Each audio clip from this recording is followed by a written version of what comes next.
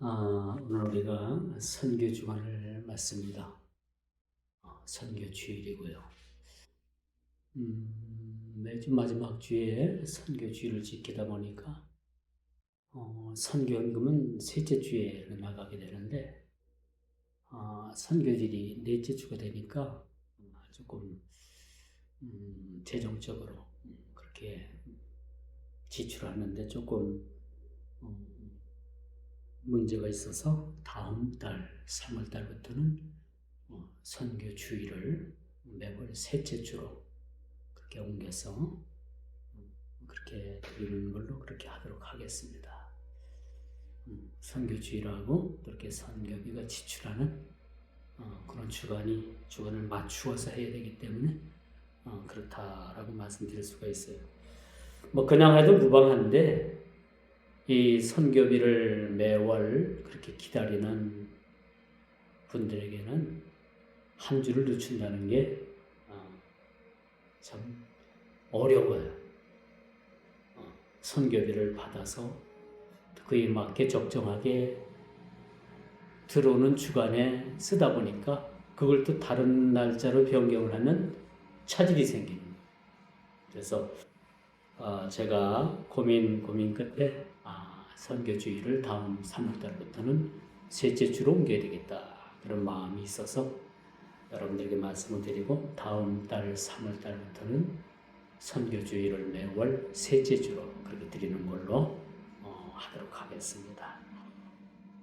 오늘 본문 이야기가 45장 무슨 이야기예요? 땅을 나누는 이야기입니다.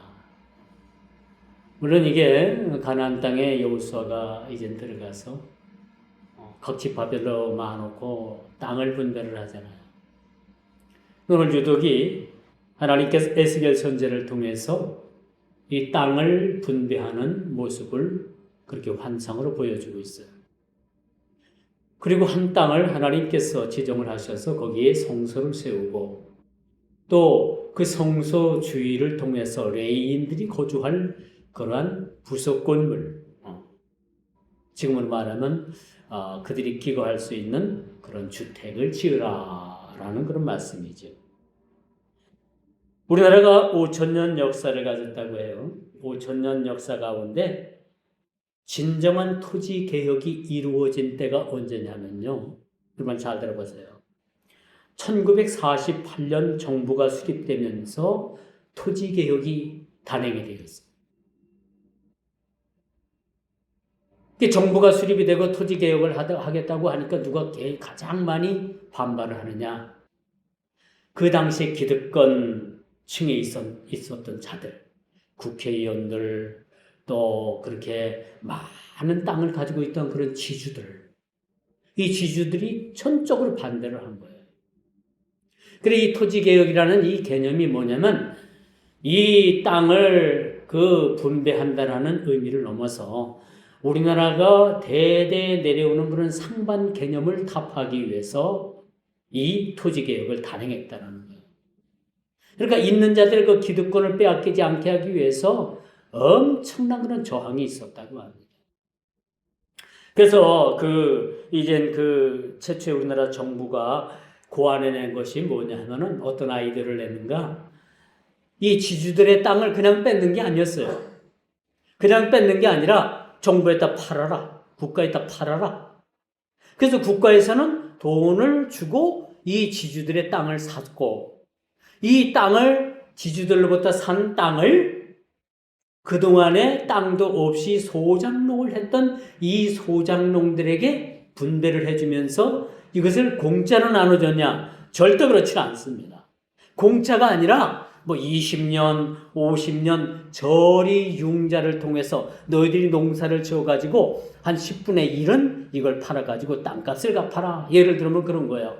그렇게 해가지고 땅값을 조금씩 갚게 해가지고 그동안의 소작농 지주들 그 땅을 그냥 붙여가지고 반반도 아니고 요즘은 뭐요? 요즘은 지주가 더 적게 가져간대잖아요. 옛날만 해도 반반 수준이었어요. 반반하고 세금 떼고 남으면 이 소작농들이 먹을 게 없는 거예요. 봄쯤 되면 이 먹을 게 떨어져가지고 보릿고개가 그냥 오고, 그래서 정부에서 이걸 보고서 안 되겠다 싶어가지고 이 소작농들에게 전부 땅을 지주들로부터 국가에서 산 땅을, 이 땅을 갖다가 아주 저렴하게 분배를 했어요. 그냥 주는 게 아니고 공짜가 아니고 이걸 너희들이 조금씩 갚아라 해가지고 이 소작농들이 그때부터 농사를 짓기 시작했다. 이게 세계 역사에 우리나라가 1948년도에 정부가 수립되면서 세계에 유일하게 토지개혁을 했는데 유일하게 성공한 케이스가 바로 1948년도에 있었던 우리나라의 토지개혁이라고 합니다. 놀랍죠? 이런 일들도 있었습니다. 그래서 우리나라가 지금 삼성이나 현대나 SK나 한화나 이 굵직굵직한 기업들이 세계 그런 경제를 그렇게 이끌어가는지도 몰라요. 우리나라 사람들이 머리가 참 좋습니다. 머리를 참 좋은 데 쓰면 이 나라가 엄청 발전될 텐데 머리가 좋은 만큼 나쁜 데 쓰는 사람들도 많기 때문에 이 나라가 어느 한쪽에서는 또 그렇게 그림자의 암울한 그런 모습들도 우리가 보이고 있다라고 말씀드릴 수가 있는 거예요. 오늘 본문도 하나님께서 회복될 이스라엘의 땅을 선지자 에스겔에게 보여줍니다. 그리고 이 땅은 거룩하다. 그리고 이 땅에 하나님의 성소를 세워라. 성전을 세워라. 그리고 그 땅 주변에 그 레위인이 아니죠. 사독계열의 제사장들이 살 그런 집들을 지어라 하라는 얘기입니다. 무엇부터 어떤 땅부터 분배를 했어요? 하나님의 성전이 세워진 그런 거룩한 땅을 하나님께서 그렇게 말씀하고 계심을 우리가 보게 되는 겁니다. 이러므로 여러분, 어떻게 땅을 분배하고 이스라엘 공동체가 어떤 예배와 공의를 실천해야 되는가라는 것을 오늘 본문은 우리들에게 그렇게 설명해 주고 있다는 거죠. 자, 오늘날 교회 관점에서 보면 이 본문은 단순히 땅의 분배 얘기가 아니에요. 하나님의 거룩하심과 또 하나님께서 통치하심과 그리고 그리스도를 통해서 온전한 예배의 회복과, 그렇죠? 예배의 회복에 초점을 맞추고 있다. 하나님의 성전을 지으라는 거. 이게 뭔 뜻을 가지고 있는가 하면 우리의 삶이 하나님 앞에 회복되어지는 거예요. 뭘 통해서? 예배를 통해서. 성전의 그러한 제사를 통해서 이스라엘 백성들이 죄를 사함받고 그들의 삶이 회복되어지는 모습을 보여주고 있다는 것입니다. 그러므로 진정한 땅의 분배의 의미가 무엇일까? 북한은요, 남한 정부가 수립되기 이전에 북한에 그런 공산주의가 들었었어요. 그리고 북한의 그 김씨 일가에서는 김씨 왕조는 북한에 있는 모든 땅들을 몰수를 했습니다. 땅을 국가 소유로 만들었어요. 그리고 땅을 분배를 한 것이 아니라 국가 소유로 만들었어요. 이게 북한은 누구든지 자기 땅이 없습니다. 그저 협동농장에 나가서 주어진 대로 일만 하고 다시 집으로 돌아오고 그러다 보니까 능률이 안 올라오는 능률이. 자기 것이 배당이 될 때 우리는 애착심을 갖잖아요. 그렇죠? 근데 내 것도 아니고 네 것도 아니고 국가 거니까 그냥 하루 일과 주어진 시간에 그냥 적당히 일을 하는 거예요. 국가가 발전이 되질 않잖아요. 이걸 볼 때 사회주의식 땅의 분배는 형식에 불과하다. 그리고 특정 계급만 배를 불리는 제도가 된 거예요. 지금 김정은이 딸이 후계자 구도에 올라왔다고 하잖아요. 그야말로 왕조입니다. 4대에 걸친 왕조. 어린아이 이제 초등학교 6학년이에요. 우리나라 따지면. 그에게 후계자 구도 후계자 수업을 하고 있어요. 군대 용어로 이런 말이 있어요. 작전에 실패한 군인은 용서해 줄 수 있어도 배식에 실패한 군인은 용서할 수가 없다. 이게 뭐냐면은 그만큼 먹고 사는 문제가, 의식주 문제가 우리 생활에 가장 최전선에 서 있다는 것을 우리가 보여주는 겁니다. 먹고 사는 문제가 해결되지 않으면요, 그 다음에 문제가 계속해서 해결되지는 못하는 거예요. 문제가 계속해서 발생되는 거죠. 북한에 지금 아사자가 생기고요, 그렇죠? 굶주림에 허덕여갖고 굶어 죽는 사람들이 거리에 비일비재하다고 합니다. 그럼 어떻게 생각해요? 모든 땅을 빼앗아 국가에서 운영을 하는데도 나라가 그 지경 꼴에 놓여 있다는 것은 분명히 뭔가가 문제가 있지 않는가라는 것을 우리가 보게 되는 거예요.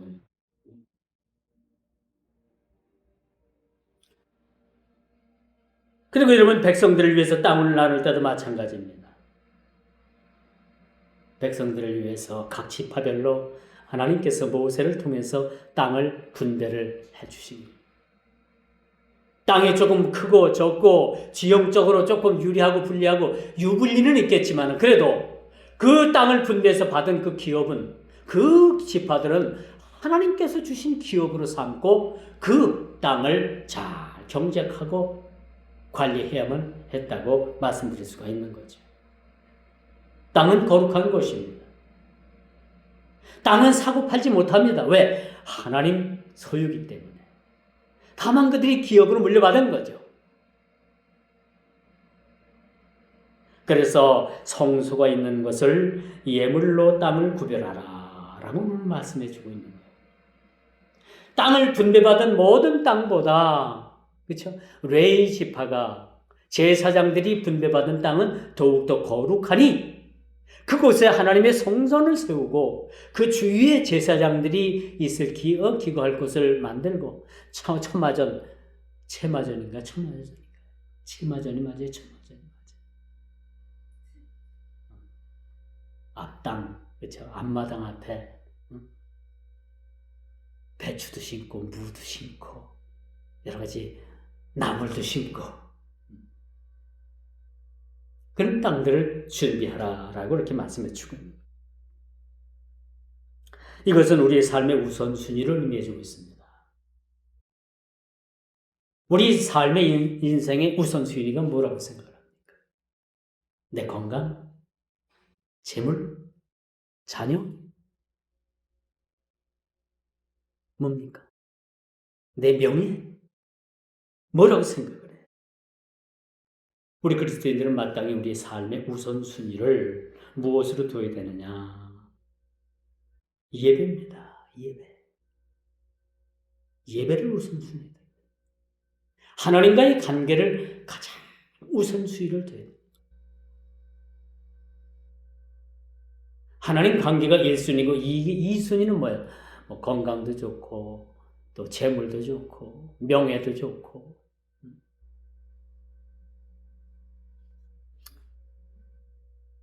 운동을 같이 하는 저보다 한 2-3살 많은 그런 분이 계셨는데, 며칠 전에 저희는 이제 점심 식사를 운동 끝나고 먹는데, 이렇게 다 같이 어느 식당으로 가가지고 먹으면 한 가지 특징이 있어요. 자기가 먹은 것은 자기가 내는 것. 이게 가장 현실적이고 좀 편해요. 누구 눈치 볼 것도 없이 내가 먹은 것은 내가 내는 거예요. 그게 요즘 10,000원짜리도 별로 음식이 없어요. 다 10,000원 넘어가요. 그래서 10,000원짜리 찾아다니느라고, 그렇죠? 그런 경우도 있어요. 근데 식사를 하다가 그분이 그런 얘기를 해요. 자기는 생활 건강을 배우기 위해서 서울대학교 3학년에 편입을 했다는 거야. 그 나이에 머리가 허해가지고 야간으로 그것도 그래서 그렇게 배워가지고 자기는 경로당이나 또 노인분들한테 가가지고 그 건강 관리에 대해 가지고 그렇게 이야기도 해주고 또 강의도 하고 그럴 목적으로 자기는 이번에 서원대 3학년에 편입을 했대. 야, 그 나이에 나이가 한 68세 정도. 이제 뭐 한 1, 2년 후면 70이 되는데 그 나이에 학교를 편입을 해서 이 편입학을 했다라는 얘기를 듣고 대단하다. 그 나이에도 배움의 열정이 대단하다 그런 생각을 가져보기도 했습니다. 그러므로 여러분 우리 그리스도인들의 삶의 모든 영역이 하나님의 것임을 우리가 고백을 해야 되는 거예요. 그리스도인들의 삶의 영역 가장 우선시되라고 하는 것이 뭐였어요? 하나님과의 관계입니다. 그렇죠? 이런 관계를 우리가 고백하고 우리가 그 하나님의 영역 가운데 우리가 최고의 순위, 최선의 순위를 하나님께 두라는 겁니다. 그러므로 이렇게 될 때 그 시작은 거룩한 제사와 구별을 통해서 우리가 이루어지게 되는 거죠. 우리가 세상을 살아가면서 하나님의 거룩한 삶과 세상적인 삶은 구별이 되어야 되겠죠. 그렇지 않습니까? 세상적 삶과 우리 그리스도인들의 삶의 구별이 이루어지지 않는다면 그건 참 불행한 것이라고 우리가 말씀드릴 수가 있는 거예요. 그리스도인들의 삶은 늘 구별된 믿음의 삶이 우리에게 필요하다라고 말씀드릴 수가 있어요. 우리가 다시 말씀드리자면요. 말씀을 정리하자면 이렇습니다. 우리의 시간, 우리의 물질, 우리의 계획의 중심에 성소에 임재하신 그 하나님의 중심, 하나님이 우리 마음 중심에 있느냐는 겁니다. 우리는 거룩한 성령을 모시고 사는 사람들이에요. 그렇죠? 우리는 하나님의 성령, 하나님의 거룩하신 영을 모시고 사는 사람들이에요. 그리고 내 영이 하나님을 찬양하는 그러한 우리의 삶이 되는 것이죠. 그러므로 우리의 중심이 하나님의 성소, 즉 하나님의 임재하신 그 자리까지 우리가 나아가야 되는 거예요. 우리가 성전의 뜰만 밟고 여러분들이 돌아가면 은혜를 받지 못하는 거죠. 우리가 은혜 받는 자리까지 나아간다는 것은 하나님의 성소까지 들어가서 하나님을 우리가 뵙는 거예요. 근데 많은 사람들이 성전의 뜰만 밟고 돌아가죠. 진정한 하나님의 임재를 우리가 경험하는 것이 우리 그리스도인들의 날마다의 삶의 모습이 되어야 된다는 거죠. 수박을 깨트려 가지고 그 속에 빨간 알맹이를 먹어봐야지 이 수박이 단지 안 단지를 알지, 그렇죠? 매일 수박 겉만 퍼런 겉만 줄만 쭉쭉 간 이 수박 겉만 보면 그 수박이 단지 안 단지 속이 빨간지 노란지를 모르는 거예요. 우리 예배도 마찬가지입니다. 하나님의 임재를 우리가 경험하게 되는 거죠. 하나님의 살아계심을 우리가 경험하게 되어야 되는 거예요.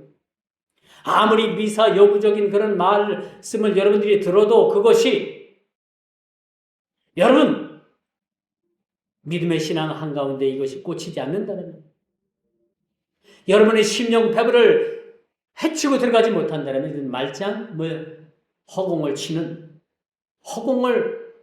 빗발치는 그런 것에 불과하다라고 말씀드릴 수가 있는 것입니다. 여호수아서 1장 3절을 보니까 내가 모세에게 말한 바와 같이 너희 발바닥으로 밟는 곳은 모든 내가 너희에게 주었노니. 하나님께서는 땅을 분배해 주시는데 아주 아낌없이 다 주셨어요. 어느 한 곳을 남겨두고 가장 좋은 노른자 땅을 남겨두지 아니하고 골고루 12지파에게 다 분배해 주셨다는 이 말씀은 오늘날 우리 그리스도인들에게 하나님의 은혜가 어느 한 곳 미치지 않는 것이 없도록 하나님께서는 그리스도의 하나님의 은혜를 우리 모두에게 공급하시는 그런 목적을 두고 있다는 거죠. 우리 예수님께서 언제 오십니까? 모든 족속에게 이 복음이, 이 기쁜 소식이 모든 족속에게 다 들어갈 때까지, 그 이후에는 우리 예수님께서 이 땅에 오신다고 했습니다. 아직도 예수님께서 오시지 않는 것은 모든 민족, 모든 족속에게 다 복음이 미치지 못한 것이 있기 때문에 아마 예수님께서 오시는 날짜를 그렇게 자꾸 딜레이시키고 자꾸 미루지 않으시지 않는가라는 생각을 그렇게 할 수가 있는 거죠. 오늘 본문은 하나님께서는 특별히 이스라엘의 통치자들에게 말씀하십니다. 포악과 겁탈을 제거하라니. 포악과 겁탈을 제거하고. 이게 굉장히 중요한 얘기입니다. 포악했던 그들, 겁탈을 일삼던 그들에게 이제는 너희들이 내게로 돌아오기 위해서는 모든 포악을 버려야 된다. 모든 겁탈을 제거하지 않으면 너희들이 안 된다. 그리고 하나님의 공의와 정의를 행하라. 바로 핵심은 여기 있는 거예요. 모든 포악과 겁탈을 제거하고 공의와 정의를 행하는 겁니다. 이게 예수 믿는 사람들의 온전한 그런 모습이라고 볼 수가 있는 거죠. 공의를 행하고 정의를 말하는 자들. 아이고, 나 하나 입 닫고 내가 모르는 척하면 그만 되겠지. 아니죠. 그렇게 되면 돌들이 소리를 지르게 되는 겁니다. 그리고 또 한 가지 하나님께서 말씀하시는데, 속이는 저울. 절대 시장에서 속이지 말라. 절대 매매하는데 저울을 속이지 말라는 얘기죠. 예전에는, 지금은 그런 일이 없겠지만 옛날에는 그 재래시장에 가보면은요, 이 장사하는 사람들이 저울을 가지고 있는데 이 저울추를 속였어요. 저울추가 맞질 않는 저울추를 가지고 있어요.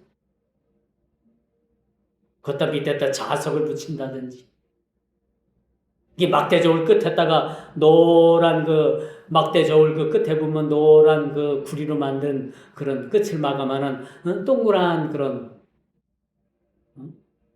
그런 뚜껑 씌운 게 있잖아요. 그걸 뜯어내고 그 안에다가 쇠덩어리 집어넣는다든지, 그렇게 해서 저울추를 속였다는 거예요. 그러지 말라는 얘기입니다. 적어도 예수를 믿으면 저울추를 속여서는 안 된다는 거죠. 정당한 거래, 정당한 매매, 정당한 그러한 사고 파는 것들, 이런 것들을 통해서 너희들이 모범을 보이라는 얘기죠. 적어도 예수를 믿으면 모범을 보이라는 얘기입니다. 예수 믿는 사람들 말 한마디면 그것이 보증수표가 돼야 되는데, 요즘은 세상 그렇지 않잖아요. 믿어주질 않을 뿐만 아니라 그렇게 믿지 못할 정도로 행동을 한 것이 우리 그리스도인들의 그러한 자세였다는 것도, 행동이었다는 것도 우리가 마땅히 해결을 해야 되는 거죠.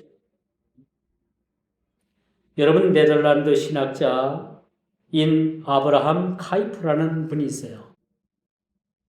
이분은 신학자이자 교수이자 네덜란드 수상까지 지낸 분입니다. 아브라함 카이프. 그냥 이름만 알아두세요. 아브라함 카이프라는 분이 있는데, 이분은 뭐라고 주장을 하냐면요, 그리스도께서 내 것이다, 예수님께서 내 것이다 라고 외치는 영역은 단 한 곳도 없다. 그리스도께서 내 것이다 라고 외치지 않은 것이 세상 어느 곳도, 온 우주 어느 곳도 한 군데도 없다는 얘기죠. 모든 것이 그리스도로 말미암아 시작이 됐습니다. 그렇죠? 그럼 모든 것이 예수 그리스도 안에 속해 있는 거예요. 그렇지 않겠습니까? 오늘 뭘 발견했다, 뭘 만들었다, 뭐 창조적으로 뭘 헤아린 새 것이 하나도 없는 거예요. 인간이 새 것을 만들면 뭘 만들겠습니까? 아무것도 없는 거예요. 왜? 이미 하나님께서 지어놓으신 그런 재료들을 가지고 이것을 응용을 했다 뿐이지 원재료학적인 그 자체는 하나님께서 이미 다 만들어 놓으신 거예요. 그렇기 때문에 해 아래서 새 것이 없는 겁니다. 그저 우리에게 주어진 대로 우리는 받은 대로 경험한 대로 가진 대로 누리면서 살아야 돼요. 누리면서. 여러분 예수를 믿으면서 찌들고 가난하고 그렇게 막 그렇게 살 필요는 없어요. 그게 우리 하나님의 뜻은 아닌 거예요. 하나님의 뜻은 뭐냐? 우리에게 주어진 이 상황 가지고 우리가 누리면서 살면 누리면서. 그렇다고 세상 만몬적인 그런 어떤 세상 연락, 그런 연락에 빠지는 얘기는 아니에요. 우리가 구별해서 들을 필요가 있어요. 주신 하나님의 은혜를 우리가 100% 누리는 것도 하나님의 은혜입니다. 또 그렇게 만들어졌어요. 또 그렇게 하도록 여러분들이 구조적으로 만들어져 있다는 얘기입니다. 그래서 우리 주님께서 내 것이다 라고 하는 그렇게 외치는 그 영역은 그리스도 것이 아닌 것이 하나도 없다 라는 그런 유명한 그런 말을 남겼습니다. 그러므로 우리는 어떻게 고백을 해요? 모든 것이 주께로부터 왔사오니 우리에게 주신 모든 것을 가지고 우리가 하나님께 영광이요 우리가 이 땅을 살아가면서 복락을 누리는 최대의 그런 행복한 삶을 살아가는 모습을 보여야지만이 세상 사람들이 우리의 모습들을 보고 예수를 믿을 거 아닙니까? 예수를 믿어도 맨날 꼴찌, 예수를 믿어도 나 그냥 세상 사람들로부터의 그런 안타까움, 안쓰러움. 그 요즘 보면 뭔가 잘못됐냐면 예전에는 교회가 세상을 향해서 이렇게 외치고 보호하고 도와주고 했는데 그렇게 세상을 많이 걱정했어요, 교회에서. 근데 요즘은 참 안타까워요. 세상이 교회를 걱정을 해요. 이런 시대 우리가 살아가고 있습니다. 그 여당 그 무슨 당이에요. 거기서 지금 교회 폐쇄법을 발의했잖아요. 교회 없앤대요. 그래도 누구 하나 나서가지고 이거에 대해서 항거하는 사람 없어요. 정합니다. 설마 내 교회가 없어지겠어? 그러나 이런 생각들을 가지고 있습니다. 이런 시대에 우리가 살고 있어요. 경제나 무역을 통한 정의와 정직한 상거래는 성도의 마땅한 본분입니다. 이것이 예배이며 신앙의 이념의 전부라고 말씀드릴 수가 있는 거죠. 삭개오가 예수님을 만난 다음에 내가 토색한 거 있고 불의하게 남의 재산을 갈취한 거 있으면 내가 4배로 갚겠나이다. 그렇게 예수님께 고백을 하잖아요. 그렇죠? 이 대단한 거예요. 놀라운 거예요.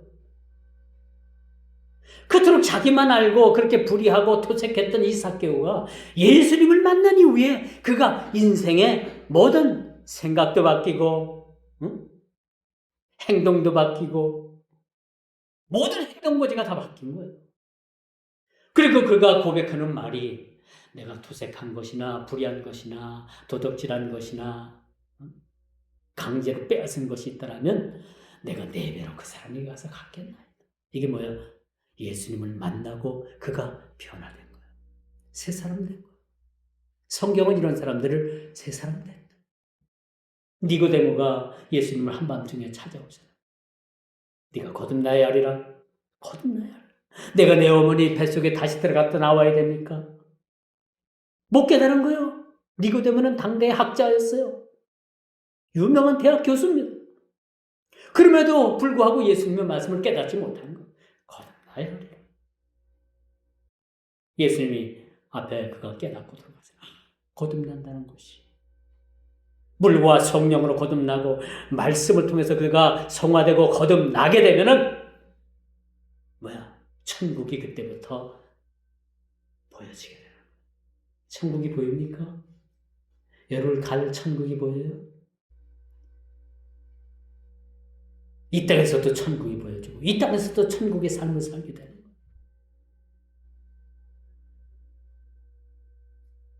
그러므로 신앙의 기준으로 볼 때는 명백한 하나님의 거룩하신 통치를 부정하는 행위가 되어서는 안 된다. 라는 것이 오늘 에스겔 선지자가 저와 여러분들에게 주시는 하나님의 말씀입니다. 구약으로 볼 때는 백성들이 예물을 가지고 또 양을 이끌고 비둘기를 가지고 또 그것보다 더 연약하고 가난한 사람은 곡물을 가지고 나갔어요. 이런 제사를 드리는 것은 그들이 죄를 지을 때마다 하나님 앞에 그렇게 재물을 가지고 나왔는데 이제는 그럴 필요가 없다는 거예요. 결국 단번에 자신을 드린 예수 그리스도를 통해서 단번에 화목 제물이 되어주신 예수 그리스도를 통해 가지고 예수님을 통해서 우리가 하나님 앞에 담대히 나갈 수 있다는 것을 오늘 본문은 우리들에게 이렇게 보여주고 있는 겁니다. 구약의 제사는 불안하죠. 죄를 지을 때마다 그 제물을 가지고 나가야 돼요. 그리고 제사 그 성소에는 성전에는 짐승 각을 뜨고 짐승 목을 따는 그런 짐승의 울부짖음 소리가 이 성소에 성전에 끊이지 않았어요. 그리고 그 짐승의 피비린내 나는 그 피냄새가 성전을 떠나지 않았어요. 이게 계속되는 반복되는 제사가 됐습니다. 그러다 백성들이 이제 어느 시점까지 오느냐? 아이고 죄지면 양 한 마리 끌고 가서 제사 안 받으면 되지. 의례적으로 그렇게 생각을 했던 거예요. 너무 가볍게 생각을 했던 거예요. 그런데 하나님께서는 오늘 본문을 통해서 이 불완전한 제사를 완전히 제하시고 그리스도 예수 그리스도를 통해서 완전한 예수님께서 제물이 되어 주셔서 우리를 화목하게 하는 화목 제물이 되어 주셨다는 것을 오늘 본문은 우리에게 이렇게 가르쳐 주고 있습니다. 왜냐? 우리 왕이신 예수님께서 단번에 그 값을 치르셨기 때문에 십자가에 못 박혀 단번에 화목 제물이 되셨기 때문에 우리가 언제든지 주님 앞에 나오는 거예요. 일주일에 한 번 아니라 일주일에 3번, 일주일에 7번, 일주일에 10번이라도 주님 앞에 나오는 자들마다 우리 주님께서 거절하시는 예가 없으셨다는 것을 우리가 보게 됩니다. 이게 하나님의 은혜예요. 이제 말씀의 결론을 맺을게요. 우리는 과연 하나님의 삶의 중심을 모시고 우리가 살고 있는가? 내 중심에 하나님께서 계시는가? 우리 자신을 한번 돌아봐요. 그러므로 우리가 세속된 삶을 멀리하고 정직하고 공의롭게 하나님의 공의와 정의를 위해서 살아가게 됩니다. 그리고 세상의 잡다한 일들을 버리고 오직 예수 그리스도의 은혜만을 의지하는 그런 삶을 살아요. 자, 우리 모든 못난 부분들이요, 예수님의 은혜면 모든 것이 다 포용이 되는 거예요. 그렇죠?